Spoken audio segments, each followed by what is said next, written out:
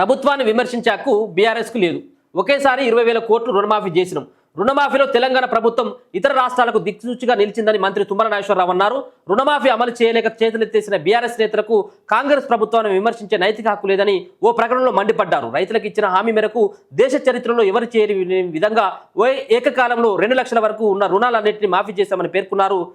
25,35,964 మంది రైతులకు సంబంధించిన 20,616 కోట్ల రుణాలు మాఫీ చేశామన్నారు.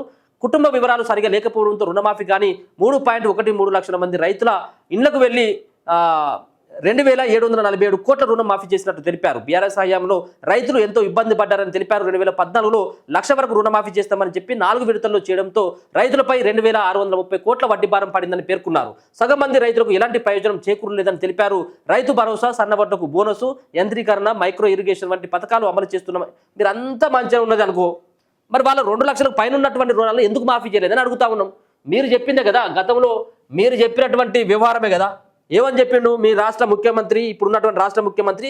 ఆ రోజు పీసీసీ హోదాలో ఉన్నటువంటి సందర్భంలో ఏమని చెప్పిండాయా అంటే, మేము 2 లక్షలకు పైన ఉరికిపోయి, మీరు 2 లక్షలకు పైన ఉన్నటువంటి వాటిని అన్నిటి కూడా మేము మాఫీ చేస్తాం, మీరు ఎక్కడ కూడా చింతించకండి, అందరికి కూడా రుణాలను మాఫీ చేస్తాం అని చెప్పిండు. దాని తర్వాతనేమో అసెంబ్లీనేమో మీరేమో చేతులు ఎత్తేది. గతంలో ముఖ్యమంత్రి గారు మాట్లాడినటువంటి మాటలు కనుక చూసుకుంటే,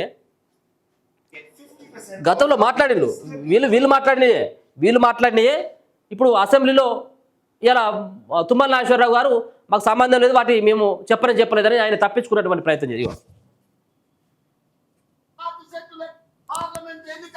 సన్నాసి తాటి చెట్టు లెక్క పెరిగిండు గాని దూలం లెక్క పెరిగిండు గాని దూడకున్న బుద్ధి కూడా లేదని నేను ఆయన చెప్పినా, నువ్వు రైతు రుణమాఫీ చెయ్యి, నేను రాజీనామా చేస్తా అని సవాలు విసిరిండు.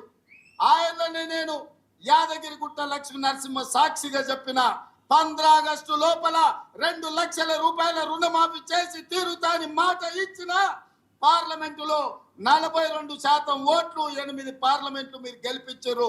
ఇచ్చిన మాట ప్రకారం 15 ఆగస్టు నాడు ఖమ్మం కొత్తగూడెంలో భద్రాద్రి రాముల వారి సాక్షిగా 23 లక్షల మంది రైతులకు 18,000 కోట్ల రూపాయలు రైతుల ఖాతాలో వేసి రైతుల కళ్ళల్లో ఆనందం చూసినాం. మరి ఇవాళ మా కాంగ్రెస్ పార్టీ కార్యకర్తల సాక్షిగా ఆ సన్నాసిని నేను అడుగుతున్నా, రాజీనామా చేస్తా అన్నావు కదా, సిద్దిపేటకు పట్టిన చీడ పీడ విరుగడవుతుందని నేను అడుగుతున్నా. నేను వివరాలు పంపిస్తా. 2 లక్షల వరకు ప్రతి రైతుకు ఈ రోజు రుణమాఫీ చేసిన చరిత్ర, ఇచ్చిన మాట నిలబెట్టుకున్న చరిత్ర. 15 ఆగస్టు నాడు పండగ ఉన్నా, కార్యక్రమాలు ఉన్నా, ఇచ్చిన మాట ప్రకారం మేము వెయ్యాల్సిందే అని 3 విడతలు 27 రోజుల్లో 15 ఆగస్టు లోపల 2 లక్షల లోపల రుణమాఫీ అందరికీ చేసినాం. ఇవాళ 2 లక్షల పైన ఉన్న రైతులు ఎవరు ఆందోళన చెందాల్సిన అవసరం లేదు. 2 లక్షల పైన రుణమా ఉన్నవాళ్ళు 2 లక్షల పైన ఉన్న రుణాన్ని మీరు బ్యాంకులో చెల్లించండి.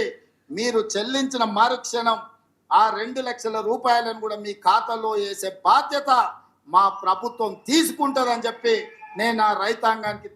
తుమ్మల నాగేశ్వరరావు గారు మీరు సమాధానం చెప్పాలి. ఇప్పుడు ముఖ్యమంత్రి గారు కదా, ముఖ్యమంత్రి అయిన తర్వాత మాట్లాడింది, ముఖ్యమంత్రి కాకముందు ఉన్నటువంటి మాటలు ఇంకా వేరే. ముఖ్యమంత్రి అయిన తర్వాత భద్రాద్రి రాముల పైన కూడా నేను ఒట్టేస్తున్నా అని చెప్పిండు. అందరి దేవుళ్ళ పైన ఒట్టేసిండు. ఆ ఒట్టు తీసి గట్టు మీద పెట్టి ఇప్పుడు నేనేం మాట్లాడలేదు, అది మాకు సంబంధం లేదని చెప్పేసి ఈయన అంటా ఉన్నాడు తుమ్మల నాగేశ్వరరావు గారు. ఈయనేమో మేము అనలేదని ఈయన అంటాడు. తర్వాత మేము దానికి 3,600 లక్షల లోపు ఉన్నటువంటి కుటుంబాలు 25 లక్షలు మా దగ్గరికి చేరి అధ్యక్ష. వాటికి మించి వల్లే 20,616 కోట్లు జమ చేయడం జరిగిందని చెప్పి గౌరవ సభ్యులకు సవినీయంగా మనం చేస్తున్నా. మీరు కన్ఫ్యూజ్ కావద్దు, ప్రజల్ని కన్ఫ్యూజ్ చేయొద్దు. నేను కూడా కొద్ది రోజులు వాళ్ళతో సహవాసం చేసిన మాట వాస్తవం. గత 5-6 సంవత్సరాలు 25 లక్షలు మా దగ్గరికి చేరి అధ్యక్ష.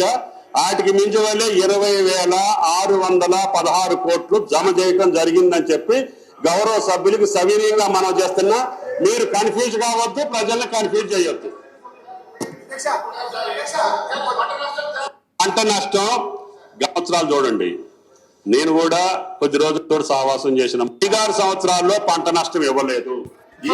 ఈయన కూడా అసెంబ్లీలో మేము చెప్పలేదు, మేము ఆ మాట మేము అనలేదు. 2 లక్షల వరకు ఉన్నటువంటి వాటిని మాఫీ చేస్తాం, 2 లక్షల పైన ఉన్నటువంటి వాటిని మేము ఎక్కడ కూడా మేము చెప్పలేదని ఆయన చెప్తా ఉంటున్నాడు. ఇంత మాటలు మార్చిన తర్వాత ఈ జనాలు ఏమనాలి, ఇక మిమ్మల్ని ఎట్లా నమ్మాలిగా?